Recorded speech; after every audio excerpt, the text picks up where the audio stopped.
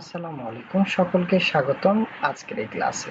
আজকে এই ক্লাসের মাধ্যমে আমরা একটি প্রশ্ন সলভ করব, যে প্রশ্নটি ডুয়েট এডমিশনে ডুয়েটের 2007 এবং 8 সেশনে এসেছিল ডুয়েট এডমিশনে। তো আমরা সেই ম্যাথটি সলভ করার চেষ্টা করব। দেখেন, বলা আছে একটি বৃত্তাকার প্রস্থচ্ছেদের তামার দণ্ড 1 মিটার দৈর্ঘ্য এবং হচ্ছে যে 40 মিলিমিটার থেকে 20 মিলিমিটার সরু করা হলো। তাহলে আমাদের 40 ছিল, সেখান থেকে কি হলো আমাদের বলেন তো, আমাদের 20 হইল। তাহলে এই দিকের যে মানটা ছিল, তাহলে এইদিকে ছিল 40 আর এইদিকে হয়ে গেল কত বলেন তো, 20 মিলিমিটার, তাই না? আচ্ছা, সেটার দৈর্ঘ্য কত ছিল? 1 মিটার ছিল।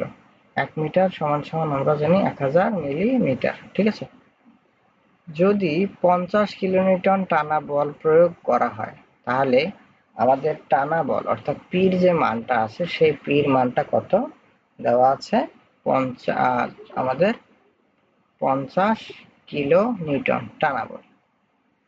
তাহলে দ্বন্দ্বটির লম্বায় কতটুকু বৃদ্ধি পাবে? আমাদের ইর মান দেওয়া আছে 1100 kilo newton per millimetre square. Okay, তাহলে আমরা ট্যাপার্ড সেকশন অর্থাৎ ক্রমশ যদি চিকন হয়ে যায়, এরকম কোন সেকশন যদি আমাদের থাকে, তাহলে ট্যাপার্ড সেকশনের ক্ষেত্রে আমরা ফর্মুলা জানি যে আমাদের যতটুকু দৈর্ঘ্য বৃদ্ধি পাবে, সেই ততটুকু দৈর্ঘ্য বৃদ্ধির ফর্মুলা হচ্ছে L divided by 4PL divided by pi into D1 গুণন D2 ইন্টু কি ই।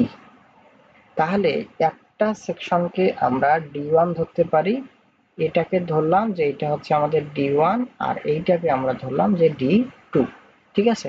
তাহলে আমরা যদি মানগুলো বসাই, তাহলে মান বসালে তাহলে দেখবো আমরা 4P এর মান আছে আমাদের 50 এবং L এর মান আছে 1000।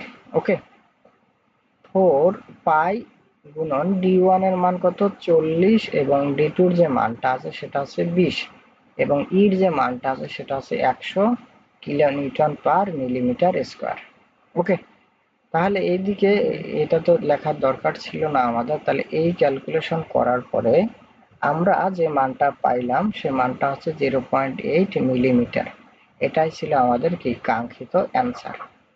এখন কথা হচ্ছে যে আমরা যদি ইউনিটটা একটু চেক করে দেখি যে আমাদের ইউনিটটা কি আসতেছে, তাহলে দেখেন আমরা ইউনিটটা চেক দিতে গেলে আমাদের মান আসতেছে, আমাদের এই পির যে মানটা, সেই মানটা ছিল কিলো নিউটন।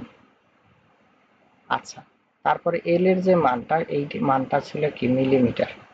তারপর এদিকে D1 এবং D2 মানটা ছিল মিলিমিটার গুণন মিলিমিটার, ঠিক আছে? এবং ইর যে মানটা ছিল সেটা ছিল kilo newton per millimetre square. তাহলে দেখেন, এটা এখানেই রাখি মিলিমিটার স্কয়ার। তাহলে আমরা যদি কাটাকাটি করি, তাহলে আমাদের যে মানটা থাকতেছে, তাহলে এই কিলো নিউটন কাটা, তারপরে হচ্ছে এই কিলো নিউটন আর এই কিলো নিউটন দিয়ে আমরা কি এই পার কিলো নিউটন এটাও কেটে দিতে পারি। তাহলে আমাদের অবশিষ্ট থাকতেছে মিলিমিটার, এই জন্য আমাদের এককটা হচ্ছে মিলিমিটার অ্যান্সার। তো আশা করি ম্যাথটা বুঝতে পারছেন। আমাদের ট্যাপার্ড কোন সেকশনে যদি এই ধরনের কোনো ফর্মুলা দেয়া থাকে, তাহলে আমরা সলভ করতে পারবো। ধন্যবাদ।